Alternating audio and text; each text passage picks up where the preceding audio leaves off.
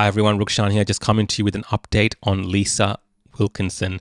Now, I don't know how I ended up in this juncture in my life where I'm giving updates on Lisa Wilkinson, but trust me, there is actually an element of this that concerns all of us, and it is a major, potentially a political scandal as well that we should be actually keeping an eye on, because a lot of this is happening, without transparency and accountability, and I think it's time now for the public to actually get some decent, proper answers on this, because there's a massive payout involved in all of this that we know where it went. It went to Brittany Higgins, but we don't know the circumstances of how that came about.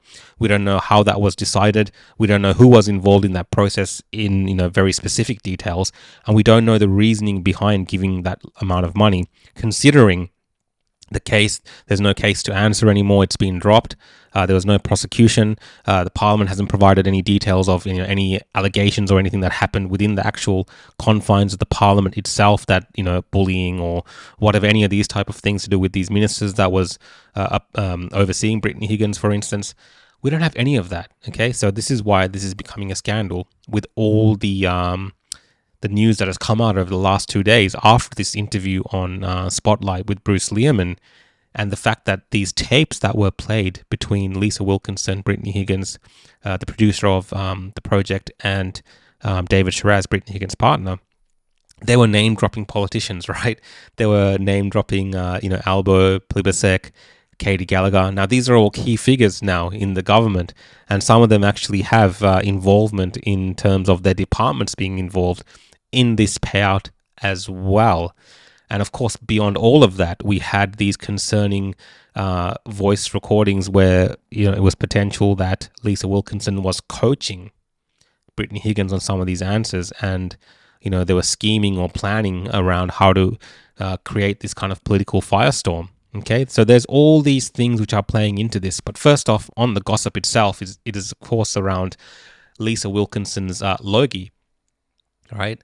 Should she be stripped of her Logie? Now, personally, I don't give a crap if Lisa Wilkinson has a Logie or not, if she's stripped of it. If she got a Logie, one of these things where they just pat each other on the back, these media circles, who cares? Like, who cares about a crappy Logie? And this just goes to show you that these things might not hold that much value in terms of the type of people that they give it to. But, on the Australian today, they had an article. Proper thing to do would be to hand in your Logie, Lisa. And again, look, all of that relates to the fact that this allegation now, this, I don't know, is it an allegation, but just, I don't know what to call it really, because when you listen to the tapes, it sounds like coaching. I mean, that's my opinion. I can't say definitively, but, my unlearned ears, even if you just listen to it, it sounds like coaching. And that's really around the fact that Brittany Higgins was being fed a certain narrative by Lisa Wilkinson, and a certain view of Canberra, or a certain way to frame things for a particular impact, while also dropping the names of these politicians. Like, that was actually happening in that recording that we heard. Now, if you haven't heard the recording, I did do a video about this yesterday that you can listen to, but of course it's been widely reported, and you can see some of the transcripts of that as well. It's good to bear in mind that the actual meeting went for 5 hours between this Lisa Wilkinson and Brittany Higgins, this pre-meeting before their interview, but we've only heard a few snippets of it on Channel 7. So there is that. There could be more to this, and there has been calls for Channel 10 to actually be transparent now, right? Be transparent, because, your journalist did win a Logie, or your reporter won a Logie. Be transparent and release that entire recording for the public to make up their mind, because there is a lot of speculation and suspicion now. And look, I think rightly so. It's very well deserved, based on what we've heard, that there should be this scrutiny now about Lisa Wilkinson and the project, as well as Brittany Higgins and David Shiraz's involvement in this as well. But Lisa Wilkinson, of course, has come out and denied.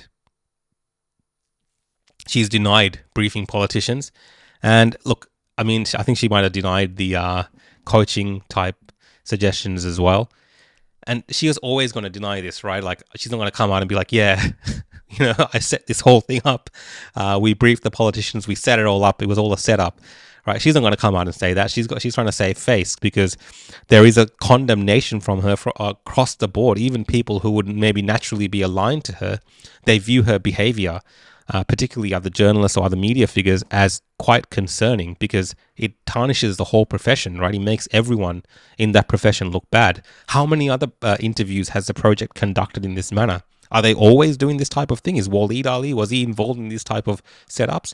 I mean, I'm just saying that's what people start saying and thinking based on seeing this type of behavior from someone like Lisa Wilkinson. And yeah, she's going to deny it. She's not going to come out and say, yeah, that's what I did. But look, more importantly, this is, I think, where the real story is. And that, of course, is the government's involvement in all of this. Maybe the Liberal government as well, and the Labor government. Now, I say maybe the Liberal government is because they copped a lot of this during that time because they were actually in the government at that time. Okay, Labor was in the opposition.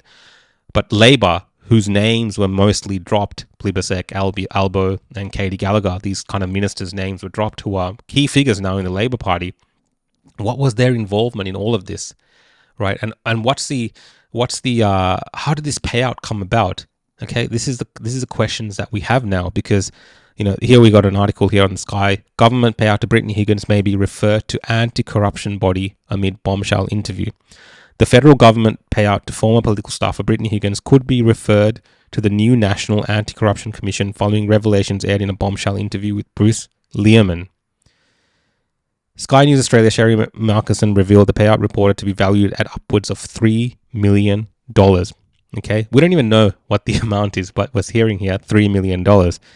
Could be scrutinized by the corruption watchdog following bombshell details revealed during Bruce Lehrmann's interview with the Scott 7 network on Sunday.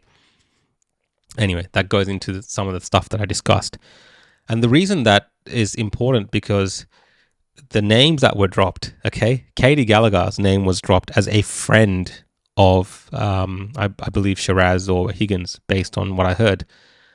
A friendly minister that they had contacts with during that time. At that time, Gallagher was in the opposition. Well, now, when this payout was paid, this $3 million or whatever the figure is, whenever it was paid, Katie Gallagher was the finance minister her department oversees the payment of these things. Do you understand now the issue here? Okay, that is why this is becoming a major political scandal. Tanya Plibersek was yesterday asked about her involvement in this because her name was dropped, and this is what she had to say. Let's have a look. Was a very important issue, but during that conversation, did Brittany Higgins approach you to fire questions in question time in the Australian Parliament? Nobody tells me what to ask in question time. Did she ask you? I reached out to check on her. She didn't reach out to me. And in that conversation, that you reached out, did she ask you to ask questions in Parliament about this topic? I don't recall anything like that. She's a very upset and fragile young woman that I was checking on. That's my involvement here. Okay. I don't recall where have we heard those famous last words before, because interestingly, if you look over Lisa Wilkinson's, this is brought up by some people on Twitter. At least she actually put a tweet out during this time, and it's got here. Just spoke to Brittany Higgins, who was overwhelmingly positive regarding today's meeting with Albo and Tanya Plibersek, both in full agreement regarding her proposed reforms to the MOPS Act to create safe workplace cultures. So yeah, I mean, these people are talking, these people are meeting, all this kind of stuff is happening. They don't recall the exact details. They're saying, oh, we were just checking on her. But there is this underlying thing of suspicion now around this whole thing because everything's muddied. Stuff they're saying doesn't add up. There's records of all these things. So that is why that we need full transparency and accountability. And that is possibly why we should actually have this put through the anti-corruption watchdog that's been set up now. This is a perfect kind of thing for it, right? But Michaela Cash, who was actually a minister that Brittany Higgins worked for after she worked for Linda Reynolds in the Liberal Party, she was on Ben Fordham today as well, and she was asked about some of this, and it's very interesting what she has to say. So I'm just going to play that radio interview for you, just so you can have a listen to it, just to get a better idea. The Shadow Employment Minister, Michaela Cash, I want to ask you about the Brittany Higgins case for a moment. We know that there was a payment of up to $3 million given to Brittany Higgins. That was decided after a one-day hearing. Should that payment be referred to the new federal ICAC? Well, again, you'd need to speak to Attorney General Mark Dreyfus because, as you know, he excluded both myself and former Minister Linda Reynolds from any form of that process, threatening to withhold legal assistance if we were in any way involved. It's now up to Mr Albanese and his government to justify the payment as it was signed off by his government. So Attorney General Mark Dreyfus, he certainly has a number of questions to answer. But I have to say, Ben, anyone who watched the program on Sunday night, you came away with more questions than answers, and in particular in relation to Tanya Plibersek's role, and I say she struggled to answer questions yesterday about her involvement. Katie Gallagher, she needs to be called upon to properly explain her role in all of this, but also the project need to release for the public to listen to themselves that 5-hour recording that Janet Albrechtson in today's Australian refers to and says it's damning for all involved.